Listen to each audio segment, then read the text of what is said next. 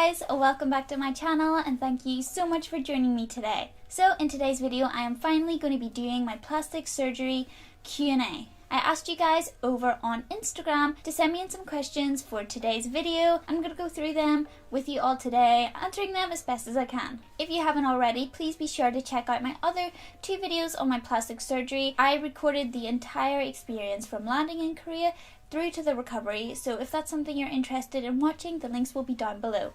And for anybody that hasn't seen those videos, what I did was a revision rhinoplasty and a breast augmentation. Okay, so let's get started with the Q&A. I hope everything has been going well with your surgery, but my question is, what is the maintenance for your scars, specifically the breast augmentation? Also, how is the pain from the surgery to the recovery process? So as far as my nose goes, the scars are there. You guys can't really see them. There's two here on the sides of my nostrils and one under here.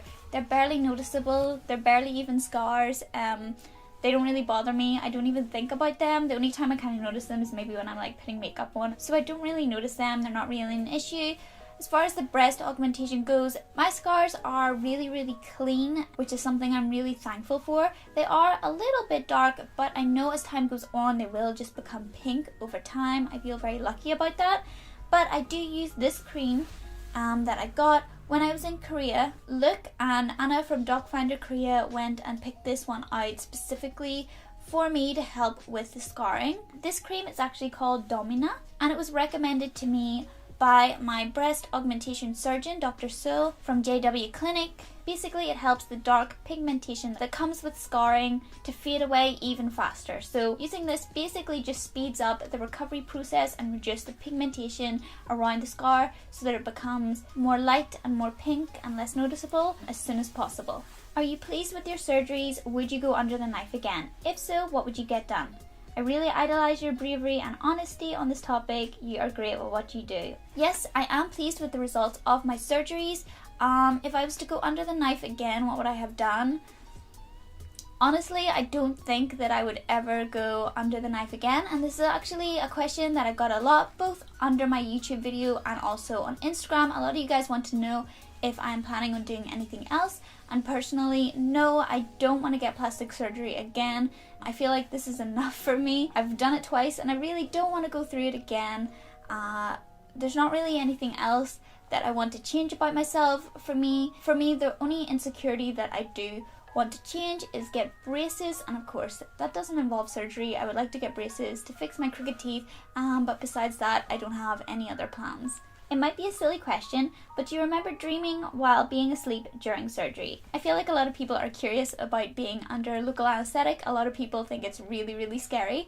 I've been under local anesthetic before in the past whenever I had teeth pulled out. I actually had to get like 4 teeth pulled out when I was a kid, so they put me out for that. They knocked me out. So whenever I was going for the surgery, it didn't really worry me too much, but I didn't experience any dreaming whenever I was out. Basically, I just woke up and it was over. You know, it felt like no time at all. It felt like they sent me to sleep and then I woke up again 5 minutes later, which of course it wasn't 5 minutes, but it really did feel like only 5 minutes had passed. So you just kind of fall into really deep sleep, but I don't have any memories or any dreams. I have 2 questions about the surgery relating to the breast augmentation. What treatment or products did you use to heal the scars? And was there a noticeable weight difference you personally felt after the surgery? So as I mentioned before, this is the cream that was recommended to me by my breast surgeon doctor. As for a weight difference, I do not weigh myself. I actually don't even have a scale here in Japan, so I haven't actually weighed myself to see if there is a weight difference because of my boobs now. I'm sure that there probably is some form of weight difference. I'm maybe a little bit heavier now, but my body looks the same, only my boobs look a little bit bigger, so I don't really notice it. If there's any weight change, like, I don't really mind. Where did you stay while you were recovering? In the surgery place or with the host family sort of thing? So straight after the surgery, I stayed at JW Clinic for a short while I was recovering, just waking up from the surgery, kind of getting my bearings. I stayed there for a few hours until I felt well enough to kind of stand up. It is possible to stay over at JW Clinic if you feel that you need to stay over, but in my case I didn't need to stay over, so I just went straight to the hotel. Anna from Docfinder was able to just walk me down to the taxi, and she was able to walk me up to my bed to the hotel that I stayed at, which was really close to the clinic. If you're going through Docfinder for something like this, then they will help you to arrange a hotel or a place to stay that is close by to the clinic that you're going to, and also they'll help you with getting taxis to and from both the clinic and the hotel. Hello, I'd like to know how the scars look after these months. At the end of this video, I'm going to give you guys an update on how my scars look and also how my nose deswelling is progressing, so watch later for that. Also, do you feel like your breasts are weird and hard? I've been thinking about getting breast augmentation, but I'm scared it might kind of look unnatural and feel weird. When I first got my breasts done, they definitely felt really weird, and not just like outwardly, like they felt weird in my body. They felt weird in myself, and it was really, really strange. It took maybe about 6 months for them to finally feel normal again, but they have started to feel pretty normal. But yeah, after about the 6-month mark, they've really started to become more malleable, more soft, and they don't feel hard at all anymore. In the beginning they did, but now not so much. And I feel like a contributing factor to that is the fact that I had my implants put under the muscle. You can have your implant put over the muscle, between the muscle, or under.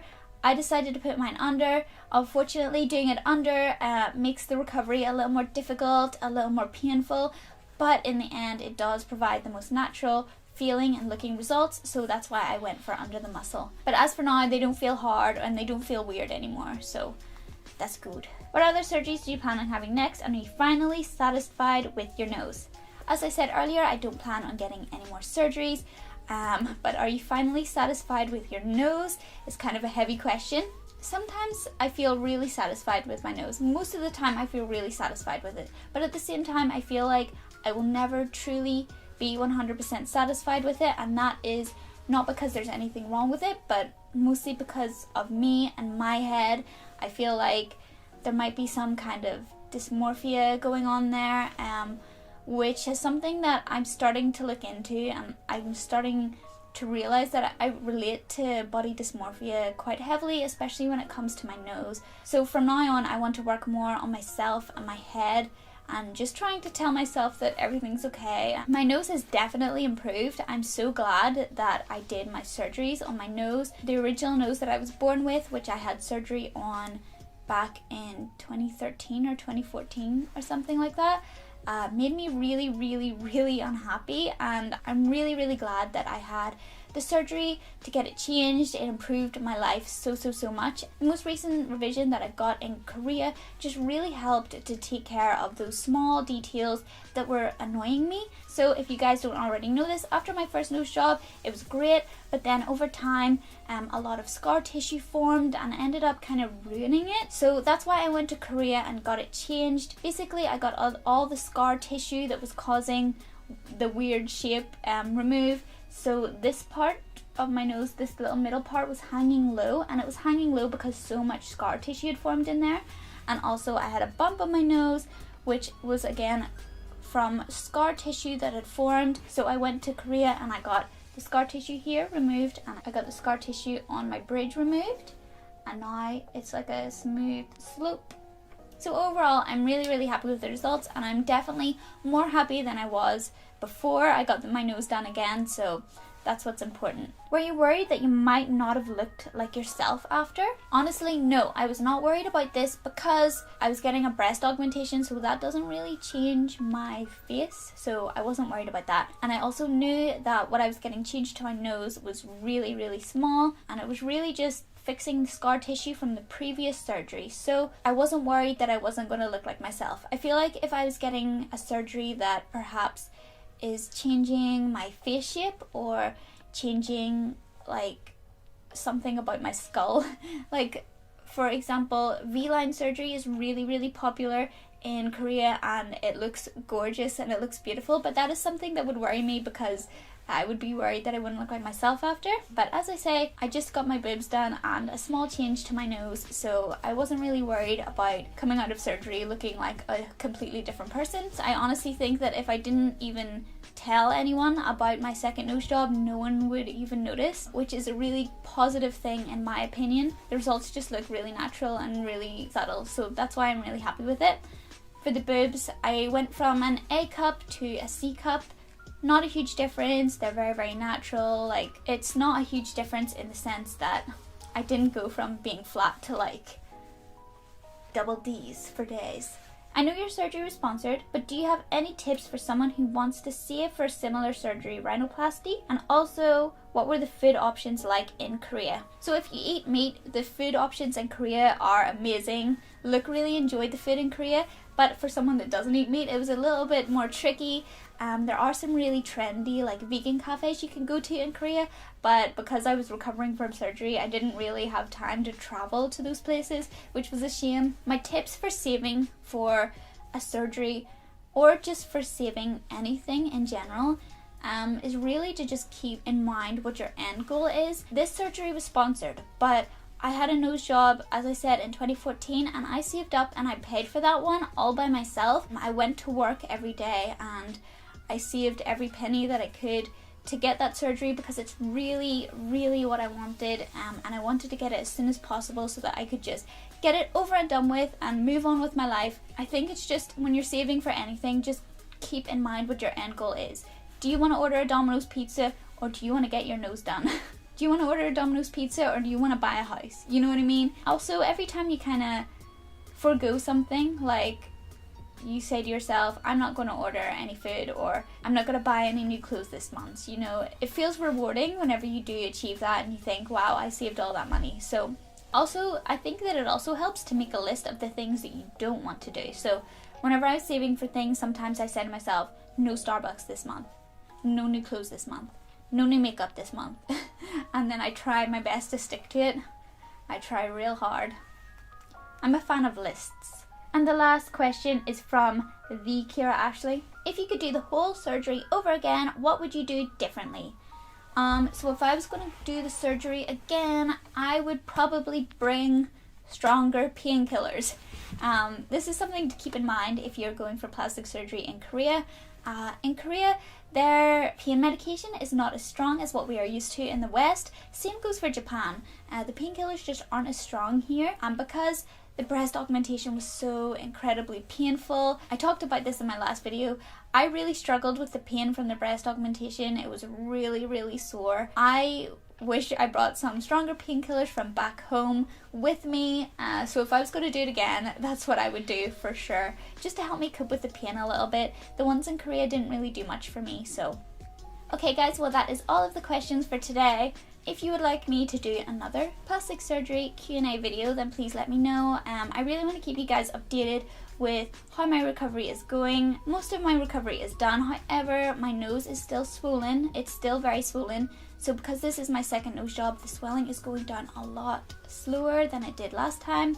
Also, I'd like to keep you guys updated with the progress of my scars, and I'm going to insert some pictures of what my nose and my scars look like now, so you guys can get a good idea of how they are looking 6 months post-op.